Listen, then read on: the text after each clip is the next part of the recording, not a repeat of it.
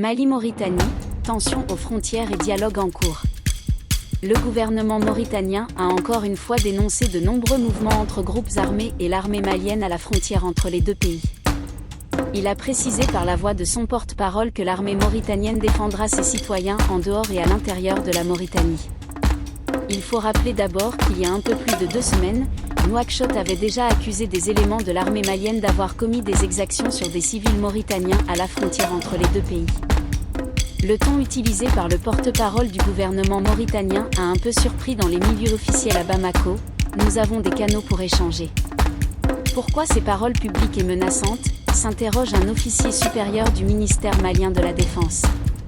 Un autre interlocuteur rappelle la ligne officielle sur les incidents à la frontière entre les deux pays, avec le pays frère de la Mauritanie, oui, pour la poursuite du dialogue, mais la défense de notre territoire reste une priorité. Le Mali reconnaît qu'il a actuellement toujours des troupes qui circulent à l'une de ses frontières avec la Mauritanie, mais côté Mali.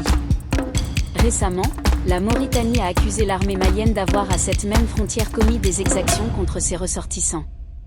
Pour calmer la tension, une délégation officielle malienne s'est rendue en Mauritanie.